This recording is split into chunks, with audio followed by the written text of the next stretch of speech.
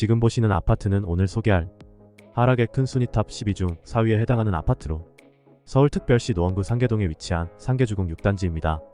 1988년식 용적률 204%, 646세대 32개동, 세대당 주차대수 0.4대 상계주공 6단지 24평형이 2017년 1월 3억에서 21년 9월 최고가 9억 4천만원을 찍고 최근 23년 11월 24일 5억 8천만원에 거래되어 최고가 대비 3억 6천만원 하락, 38% 하락을 기록하였습니다.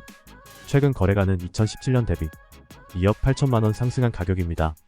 이번 영상은 서울특별시 노원구에서 최근 거래된 하락액 탑 12위의 거래입니다. 직거래는 제외했으며 11월, 12월 거래를 소개해드리겠습니다. 영상 끝에는 현재 부동산 경제 상황과 부동산 전망 관한 설명이 포함되어 있으니 끝까지 시청하시면 분명 도움이 많이 되실 겁니다. 여러분의 구독과 좋아요는 영상 제작에 큰 힘이 됩니다. 하락폭 12위 월계 센트럴 아이파크. 서울특별시 노원구 월계동에 위치한 2020년식 용적률 299%, 859세대 13개동, 세대당 주차대수 1.3대 월계 센트럴 아이파크 35평형이 21년 8월 최고가 12억 5천만원을 찍고 최근 23년 12월 18일 9억에 거래되어 최고가 대비 3억 5천만원 하락, 28% 하락을 기록하였습니다. 하락폭 11위 동신. 서울특별시 노원구 월계동에 위치한 2000년식 용적률 248%, 864세대 10개동, 세대당 주차대수 1.01대 동신 30평형이 2016년 10월 3억 4천만원에서 22년 6월 최고가 9억 9천만원을 찍고 최근 23년 12월 14일 6억에 거래되어 최고가 대비 3억 5천만원 하락, 36% 하락을 기록하였습니다. 최근 거래가는 2016년 대비 2억 6천만원 상승한 가격입니다. 하락폭 12 상계주공 5단지. 서울특별시 노원구 상계동에 위치한 1987년식 용적률 90%, 840세대 30개동, 세대당 주차대수 0.2대 상계주공 5단지 11평형이 2017년 12월 3억 2,500만원에서 21년 8월 최고가 8억을 찍고 최근 23년 11월 30일 4억 5천만원에 거래되어 최고가 대비 3억 5천만원 하락, 43% 하락을 기록하였습니다. 최근 거래가는 2017년 대비 1억 2,500만원 상승한 가격입니다. 하락폭 9위 상계주 공육단지. 서울특별시 노원구 상계동에 위치한 1988년식 용적률 204%, 646세대 32개동, 세대당 주차대수 0.4대 상계주 공육단지 24평형이 2016년 12월 3억 1,400만원에서 21년 9월 최고가 9억 4천만원을 찍고 최근 23년 11월 27일 5억 9천만원에 거래되어 최고가 대비 3억 5천만원 하락, 37% 하락을 기록하였습니다. 최근 거래가는 2016년 대비 2억 7,600만원 상승한 가격입니다. 하락폭 8위 그랑빌.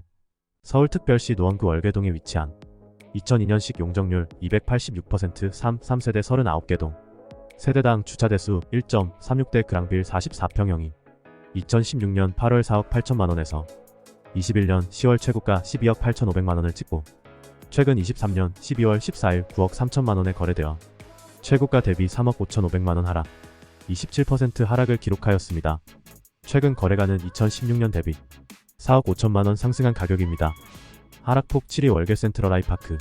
서울특별시 노원구 월계동에 위치한 2020년식 용적률 299%, 859세대 13개동, 세대당 주차대수 1.3대 월계 센트럴 아이파크 35평형이 21년 8월 최고가 12억 5천만원을 찍고 최근 23년 12월 18일 9억에 거래되어 최고가 대비 3억 5천만원 하락, 28% 하락을 기록하였습니다. 하락폭 6위 동진신안. 서울특별시 노원구 중계동에 위치한 1993년식 용적률 342%, 468세대 7개동, 세대당 주차대수 1.42대 동진신안 48평형이 2016년 4월 6억 9천만원에서 21년 11월 최고가 18억을 찍고 최근 23년 12월 8일 14억 4천만원에 거래되어 최고가 대비 3억 6천만원 하락, 20% 하락을 기록하였습니다. 최근 거래가는 2016년 대비 7억 5천만원 상승한 가격입니다. 하락폭 5위 양지대리미차.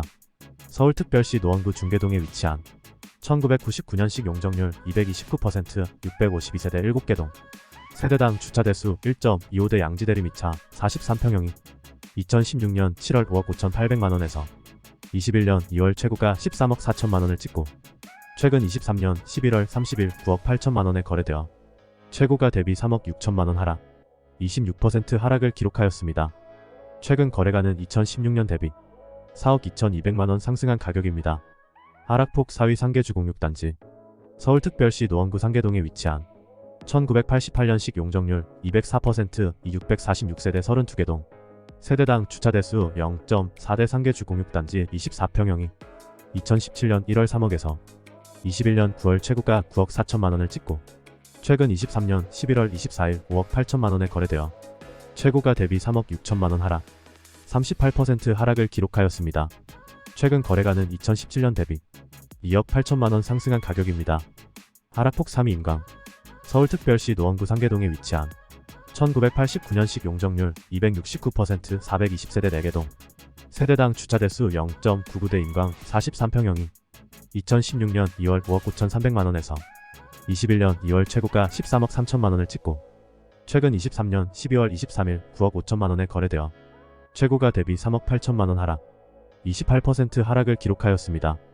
최근 거래가는 2016년 대비 3억 9,700만원 상승한 가격입니다. 하락폭 2위 동진신안 서울특별시 노원구 중계동에 위치한 1993년식 용적률 342%, 468세대 7개 동, 세대당 주차대수 1.4대 동진신안 48평형이 2016년 10월 7억 5천만원에서 21년 11월 최고가 18억을 찍고 최근 23년 12월 2일 14억 2천만원에 거래되어 최고가 대비 3억 8천만원 하락, 21% 하락을 기록하였습니다. 최근 거래가는 2016년 대비 6억 7천만원 상승한 가격입니다.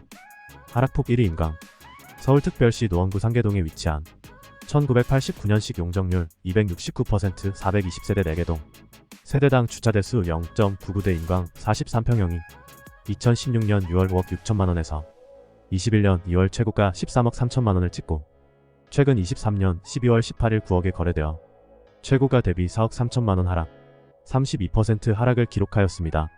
최근 거래가는 2016년 대비 3억 4천만원 상승한 가격입니다. 이어서 부동산 관련 전망과 현황에 대해 말씀드리겠습니다. 오늘은 건설업계에 큰 파장을 일으킨 태영건설의 워크아웃 사태에 대해 알아보겠습니다. 태영건설은 국내 건설 시공능력 평가 16위인 대형 건설사로 부동산 프로젝트 파이낸싱 PF 관련 유동성 문제를 해결하지 못하고 워크아웃을 신청했습니다. 워크아웃이란 기업이 경영난에 처했을 때 채권단과 협의하여 기업 구조를 개선하는 방법입니다. 즉, 태영건설은 돈이 없어서 채권단에게 구제를 요청한 것이죠. 이런 상황이 발생한 이유는 무엇일까요? 태영건설의 경우 PF 보증이라는 것이 문제였습니다. PF 보증이란 건설사가 시행사의 대출을 지급 보증하는 것을 말합니다. 예를 들어 어라는 시행사가 B라는 건설사에게 아파트를 지어달라고 하면 B는 어에게 돈을 받고 공사를 합니다. 그런데 어가 돈이 없어서 C라는 은행의 대출을 받아야 한다면 B는 어의 대출을 보증해줘야 합니다. 즉, 어가 돈을 갚지 못하면 B가 대신 갚아야 한다는 것이죠. 이렇게 건설사가 시행사의 대출을 보증하는 것을 PF 보증이라고 합니다. 그런데 태영건설은 PF 보증을 너무 많이 했습니다. 태영건설의 도급사업 PF 보증 세부 구성을 보면 미착공 물량이 1조 원 중 7천억 원을 차지합니다. 미착공 물량이란 아직 공사가 시작되지 않은 물량을 말합니다. 즉, 태영건설은 아직 공사도 안 한 물량에 대해 7천억 원의 보증을 한 것이죠. 그리고 그 미착공 물량 중에는 수도권의 준주거와 상업용 부동산, 지방의 아파트가 많습니다. 이런 물량들은 분양 경기가 좋지 않아서 PF 보증이 현실화될 위험이 큽니다. 즉, 시행사가 돈을 갚지 못하면 태영건설이 대신 갚아야 한다는 것이죠. 이렇게 태영건설은 PF 보증으로 인해 유동성이 악화되었습니다. 그러다가 금리가 급등하고 원자재 가격이 올라가면서 공사비가 증가했습니다. 또 부동산 경기가 침체되면서 분양이 잘 되지 않았습니다. 이런 상황에서 태영건설은 돈을 벌 수도 없고 빚을 갚을 수도 없게 되었습니다. 그래서 채권단에게 워크아웃을 신청한 것입니다. 그런데 이번 사태가 태영건설만의 문제가 아니라는 것을 알고 계신가요? 태영건설과 비슷한 상황에 처한 건설사들이 많습니다. 쿠오론 글로벌과 신세계건설 등도 PF 우발 채무가 현실화할 경우 대응이 어려울 것으로 분석됩니다. 이런 건설사들은 대부분 중소사들이고 상업용이나 지방사업이 많은 업체들입니다. 이런 업체들은 태영건설 사태의 유탄을 맞을 가능성이 큽니다.